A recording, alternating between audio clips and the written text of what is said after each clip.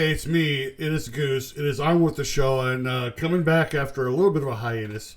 Get some things done. I promise I'm going to do my best to become more consistent. Trying to get out here a few more days, not more than just one day a week, but a few more days a week, because a lot of stuff has been going on, and I've been trying to get everything situated and ready to go.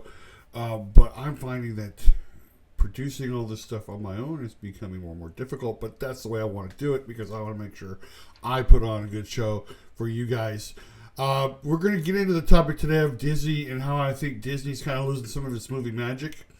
But before we get started, if you haven't already, go down below, hit the subscribe button.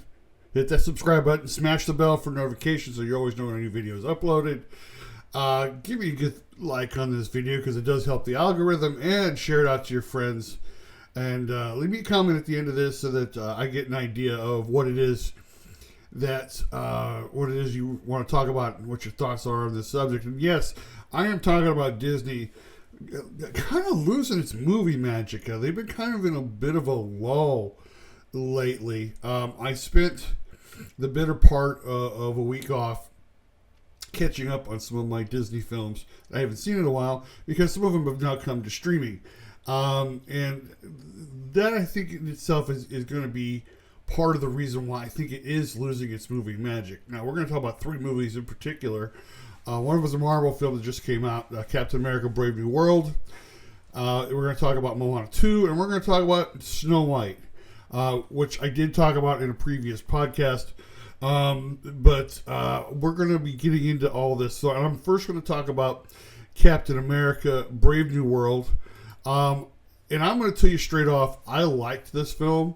It's not one of the Marvel's top tier movies. It's a B+, A- in my opinion. I know that with IMDb, and I get a lot of my stuff from IMDb. Captain America Brave New World scored a 5.7 out of 10. The director was Julius Onah, which I'm going to say did a pretty good job in this film, in directing this film. And the cast was stacked with Anthony Mackie, Harrison Ford, who played Thaddeus Ross. We'll get into that in just a minute. Danny Ramirez played Joaquin Torres. Shira Haas, who I really liked in this, playing Ruth Bat Saraf, or whatever. And then get into the actual villains of the movie, which I think is one of the reasons why it didn't fare as well at the box office as Tim Blake Nelson and Giancarlo Esposito, both guys who are amazing, amazing actors. But let's get into this because the real villains of this was Sidewinder, which was played by Giancarlo Esposito, an amazing actor who literally can come on to any set and make it real. And he was more or less, his character was more or less the reason kind of why there were some really good action sequences going into this film.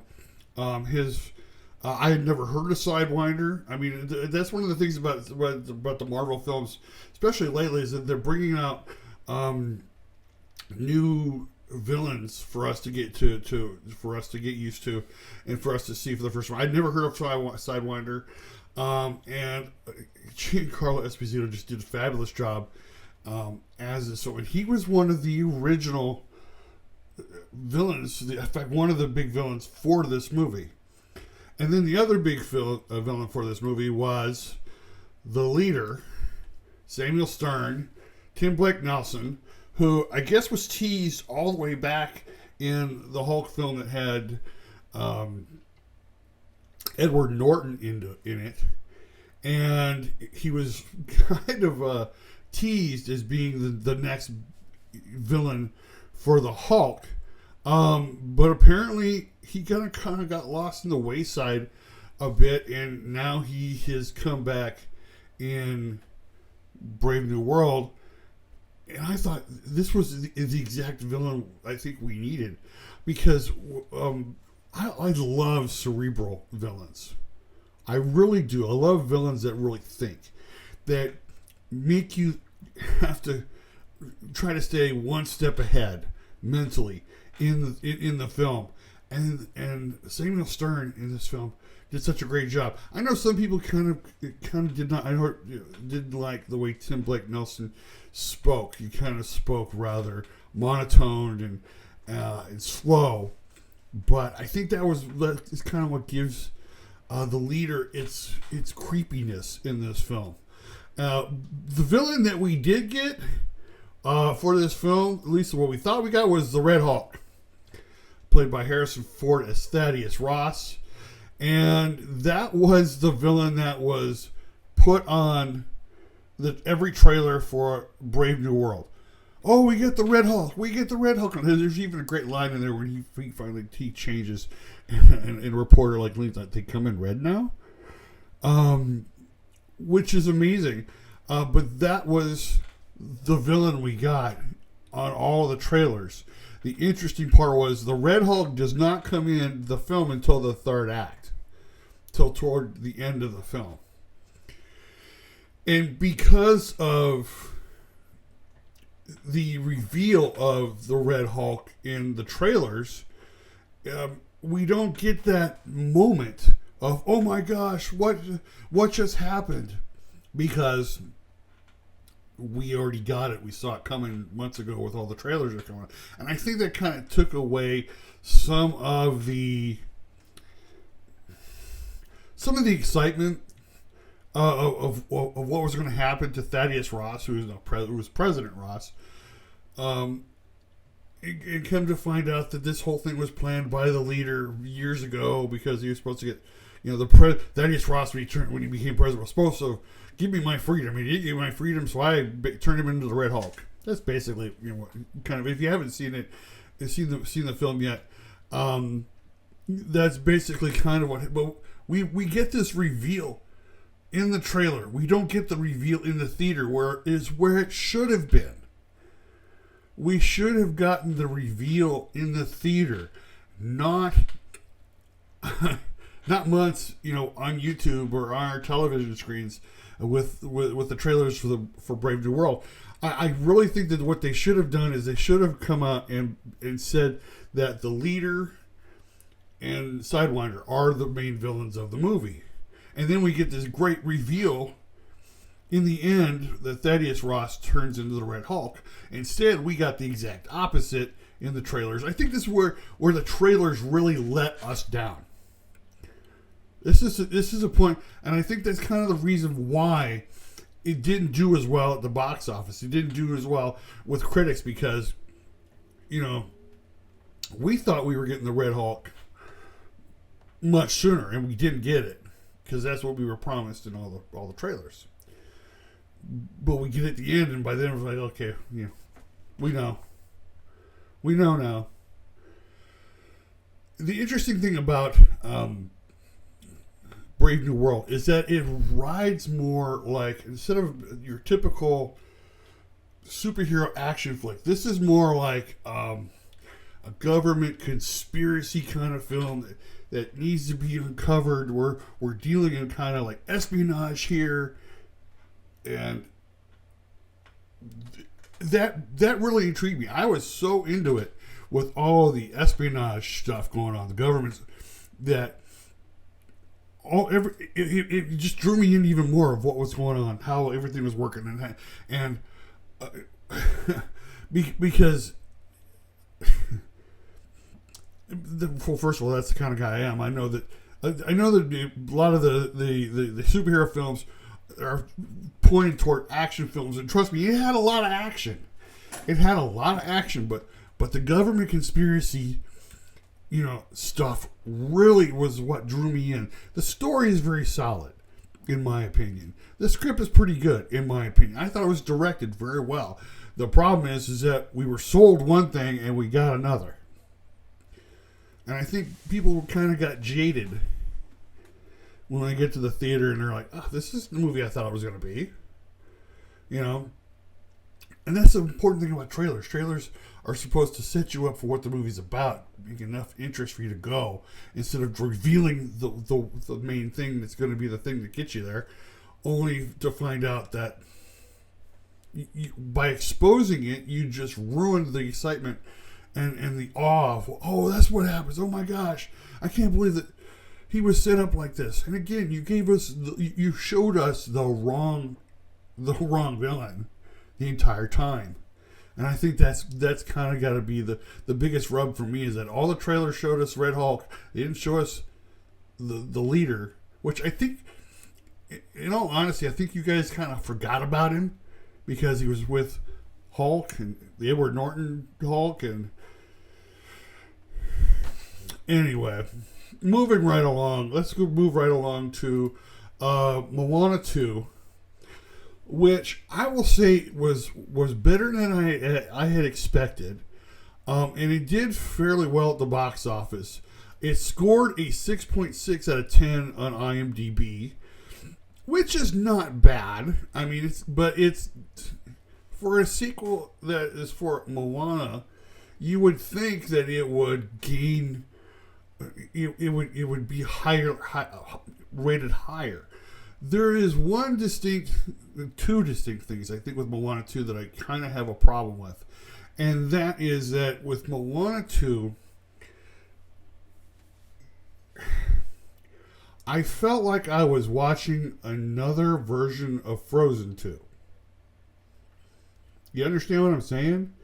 It was kind of like the same story, with the heroine that we already know, getting her team together, going across to take care of, what their ancestors want. Basically, Moana 2, let me make the comparisons between Frozen 2 and Moana 2 really quick. In Frozen 2, you get that voice that comes to Elsa out of nowhere, and she has to follow that voice to see where it's coming from so that she can undo the wrong that was done. In Moana 2, she gets a vision from the ancestors to go back out to the ocean and undo what was wrong so that they could reunite the tribes of the oceans. You get what I'm saying? It almost feels like they took this story over here and said, hey, let's make it to Moana.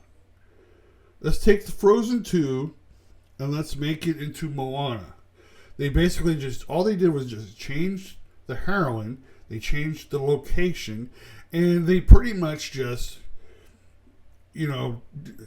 almost kept it within that formula.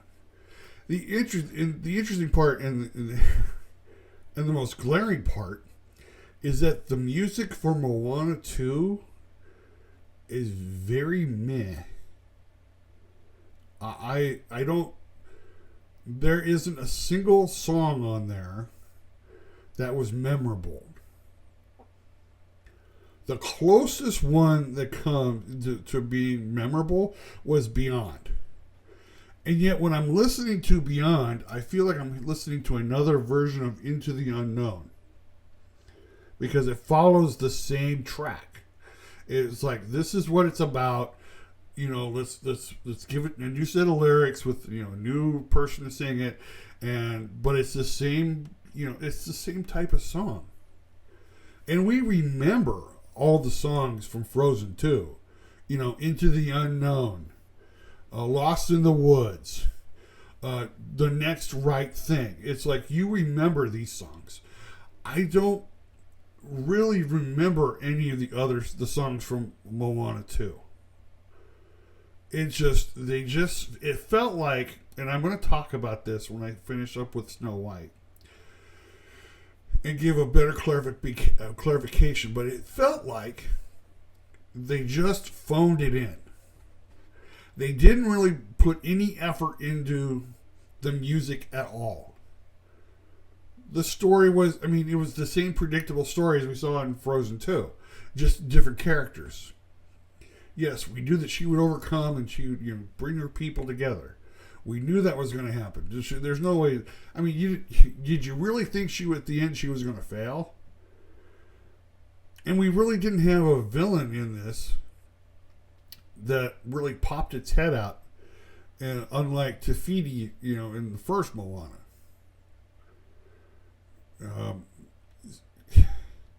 and it's a shame because Moana 2, I mean, I enjoyed it. I thought it was a very good film. It was nowhere near as good as the first one, but I thought it was a very good film. I thought it should at least get a B or B minus. But the music just kind of made it boring, for lack of a better word. I didn't like the music at all. I didn't think anything about the music was memorable. They gave everybody their own little song. You know, Moana had her song, and Maui had his song, and his song was like, we remember, when we see Moana 1, we remember You're Welcome. That's a great Disney song. I don't even know what the name of the Maui song is in Moana 2. And it was just all a hype song to try to pump up Moana so that she could fight. And I'm like, yeah, this is, I kept like waiting for it to finish. It was, I think if they had left the music out, I think I would have liked it a little more. But it just feels like the day was like, oh, we got to fill and I'm going to point this out in Snow White too. It just feels like they just, well, we don't have a story here, so let's just throw in a song. Yeah, we don't know what to do here, how to transition this. Let's just throw in a song.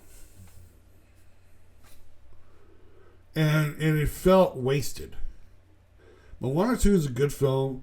I liked it. I thought, but the music in it was just, it wasn't memorable. And for that, it kind of like leave you with like, yeah, Moana's like an A, but this second one is like a B minus. And let's just get into the next one. I was very, very happy to watch Snow White. I will admit it. Despite the dwarves, and despite Rachel Ziegler going off on her film, I'm going to talk about that in a minute. And this one also had such god awful music. The only music that I found memorable was the original stuff, like Whistle While You Work and Hi Ho Hi Ho. It scored a 2.0 on IMDb. That is bad. But I think there's a reason why it scored 2.0. I think the reason it scored 2.0 on IMDb was because was basically because of Rachel Ziegler and her bad mouthing the film. But I kind of have a theory on this because I want to sit here and say that I think that the director, and I don't have the director's name in front of me. I thought I had it, but he was very well. The only movie he had, the only popular movie he had, I think, aside from before Snow White, was 500 Days of Summer. That is a good film. That's a really good film, 500 Days of Summer. And yet, the only other thing he's really known for outside of this is he directs music videos. And he's done a lot of music videos for a lot of different bands. I think that was one of the reasons why he was hired on to do this movie, because it's a musical. And hey, why not get a guy who's done a crap ton of music videos to do a musical, But you're putting the thing of it is it's Snow White. It's your original. It's your precious baby. This was the first princess. This was the one that started it all for Walt Disney, and for some reason, this dude, I think, was in over his head. I was very happy to see that Andrew Burnap had a lot of. He wasn't just put on the cutting room floor like Rachel said it was going to happen. He played a pivotal role in this, but. Here are some of the things that with Snow White. Like I said, I liked Snow White. I thought it was entertaining. I thought Rachel Ziegler, of all people, did a very good job. I liked Andrew Burnap. And to her credit, she said, "Oh, she's not going to be saved by the prince." Well, she wasn't saved by the prince because Andrew Burnap played Jonathan, who was a thief, a la Robin Hood and his merry men. Which, funny enough, the merry men were like the 7 magical creatures of the picture we saw months ago that we kind of freaked out. Went, what in the world is that? But they were all thieves. It was like he was like Robin Hood and his merry men, and Snow White fell in love with him. You know, and that kept true to a lot of the story. We wondered, you know, if she wasn't going to be saved by the prince, how in the world was she going to be waking up by the apple? And of course, you know, she takes a bite of the apple, she falls asleep. She's put in it looks like she was put on a rock, but she's put in some type of I guess a coffin of some sort. And then of course he sees her. I have to see her, and he kisses her, and she wakes up, and I must go save my city, which is basically what it's all about. But the interesting part was, for me, is that Gal Gadot was grossly miscast in this film. And she had a musical number that I wish I could scrub from my head, because they made this thing out to be like a huge Broadway spectacle. And it just was awful. It was awful. I have an interesting theory, and I don't know if it's true or not. I'm sure people will tell me no, that can't happen. I wonder if Rachel Ziegler bagged on her film because she knew this was going to be a bomb. That's the only thing I can come up with. She knew this move. She knew the director was in over his head. She had figured out this movie isn't going to do well at all. It looks, and I wonder, maybe the best thing for me to do is just to, bag on this film, and then that way, of all things, when it does flop, I can sit there and say, I told you so. I don't know how much, I'm just speculating, but it does make things kind of interesting. I also, again, like everybody else, I hated the dwarves, the way they looked. But the funny thing is about halfway through the film, you kind of get used to how they look. And they were saying that, and again, I've said this from the beginning, it's a live action film. You might as well have live action dwarves, right? They did have Martin Kleba on there, who was, the voice of Grumpy. And he was best known for being in the Pirates of the Caribbean franchise. But why not get some other little people involved and have it a very big, have it a very diverse cast of little people that have been around for a long time? Why not get Warwick Davis, who was in Willow, and who just had his TV show canceled? Why couldn't have he been in this? Why couldn't you have gotten Tony Cox and Phil Fondacaro, two very famous little people actors, who could have been, a couple of the other dwarves, who have a long history of being in Hollywood. Why not get Dylan Postal? Dylan Postal was Hornswoggle, who spoke out against, spoke out against the King of the Dwarves,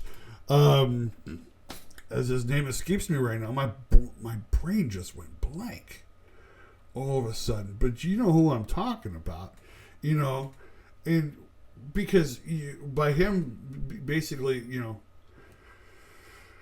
saying that, little people, dwarves, why do you want to continue to do this kind of casting for my people? Well, because you give a chance for your people to be in a movie that everybody's going to see. Excuse me. Oh, that feels good. But again, it's a live action film. You do get, again, like I said, you do get used to the way the dwarves look. I like the way that they finally gave Dopey a voice. Because in the original, and if you don't know, in the original movie, the animated film, Dopey doesn't talk because they couldn't afford to get an actor to come in and do the voice work for him. But here in this film, this live action film, not only do you pay them to come in and do the voice work, you have to do the CGI too. Whereas that could have been, and CGI is not cheap. It's very expensive. Whereas if you just hired actors, it would have been like just, Peter Dinklage. That's the dude. I knew sooner or later the brain would work. It's like, my brain works like it's got a Rolodex constantly flowing, like it's pulling out files and trying to figure out what, that's how my ADHD brain works. But I knew it was Peter Dinklage. Yeah, but I mean, why not? It would have been cheaper just to hire 7 people, and you wouldn't have to have the CGI and the voiceover work. But no, that's not how it worked. Again, the same thing with Snow White as it is with Moana 2. The music's very, very forgettable. I actually had to look it up on YouTube to go, oh yeah, that song. Oh yeah, that number. Oh, okay. I mean, some of it's like, it's happy music, but it's just, it's really forgettable. Again, I feel like they're just, oh, we don't have anything for here. Let's throw in a song. Oh, we don't have a transition for this over here. Let's just throw in a song. Oh, we need to give the villain a song for her. And let's make it a big spectacle that people will sit there and wonder, what in the world are they watching? No offense to Gal Gadot. I mean, she's a good actress, but this wasn't the role for her. And she made the Queen seem kind of like one of the weakest Disney villains ever. She turned herself into the old hag. We don't get any of that that really good. I mean, that's why the original was so good. We saw that transition, and we were like, oh my gosh.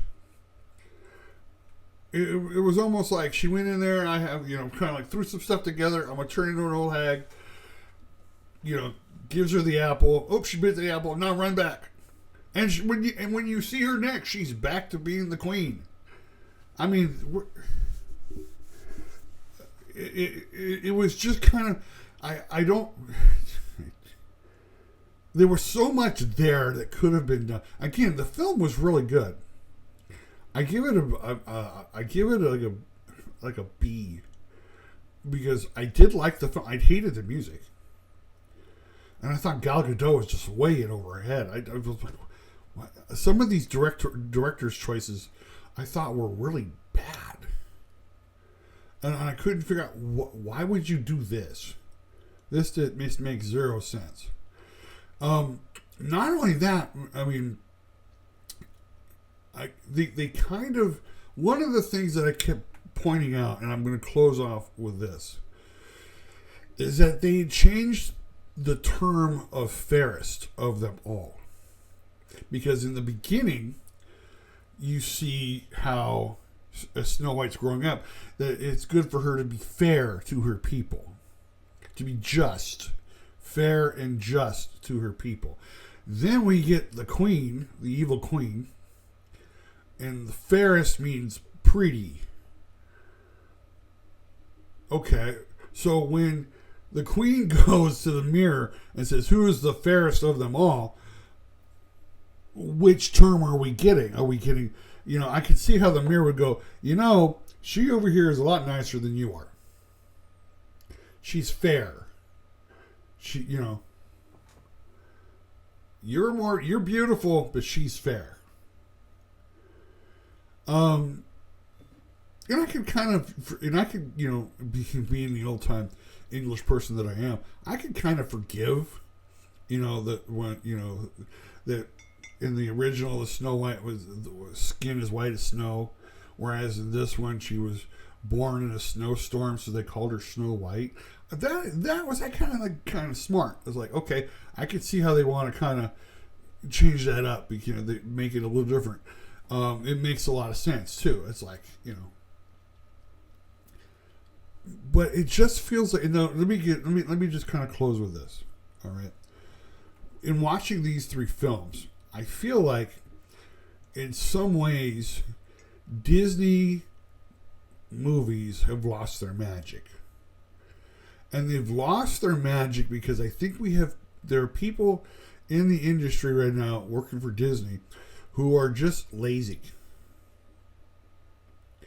None of this stuff would have flown out the door if Walt Disney was alive. Matter of fact, he was a staunch perfectionist. He wanted to make sure not only did you get a good film, the best film. He wanted to make sure you got the best movie. And I think that the mistakes that these three films have made, where we're in Brave New World, Captain America, Brave New World, and let me tell you, I understand there are some people who are like, I will never accept Anthony Mackie as Captain America. Well, then you're going to have to go against the grain because Sam Wilson took over for Steve Rogers in the comics. And it's even brought up in the film. You're not Steve Rogers. You're right, he's not Steve Rogers. He's Sam Wilson. You know, he's the new Captain America. That's the way the comics did it. And that's, you know, and there are people that say, I will never, Chris Evans is the only Captain America. I'm not going to accept, you know, well, good, fine, don't. You're missing out. But to get the Red Hulk in all of the trailers and to kind of lose that awe moment in to be going to the third act. Oh, he's the Red Hulk. Yeah, we figured that out already when you showed it to us. That should have never have happened. That should never have happened. It should have just been, we see the Red Hulk, but we get everybody else. We see the leader. We see Sidewinder. I think we got Sidewinder in a couple of the trailers, but that was, you know, nowhere near what we got Red Hulk. And then for Moana 2 and Snow White, it just feels like that. I don't know if the screenwriters or who it is that's like it just seems like they're being lazy. They can't figure out how to make the transition from here to there, so let's just throw in a song. Is it a good song? Who cares? It's a song. Does the song have a purpose in it? Doesn't matter. Is the song going to be memorable? Are we going to remember this? I don't know. And I think somewhere along the ways, they're going to have to correct this. I know Elio is about ready to I don't know if it's already released or if it's about ready to releases today. But there's a reason why Pixar is so good. Because Pixar takes its time. They want to make sure they put out the best film. One of the reasons why I don't know if there are a whole lot of Pixar films that are musicals. Because they rely on story. And I think that's what, and for me, as you all know, I rely on the story first. And then everything else comes after that. All right, I'm a little over time. Let me get one more thing of coffee here. Thank you for watching the show today. If you like the video, give me a big thumbs up. It does help me out with the algorithm. If you haven't already, go down and subscribe to the channel. Hit that bell for notifications. Bang, bang, bang the bell for notifications. So you always know when new videos are uploaded. Share this video out, and like I said, leave me a comment. Let me know what you think about this. So let me know, am I off? You're like, nah, Goose, you're totally off. Or am I like, or is it like, yeah, I think you might have something there. I am Goose. This was On With The Show. Thank you for watching. I will see you on the other side.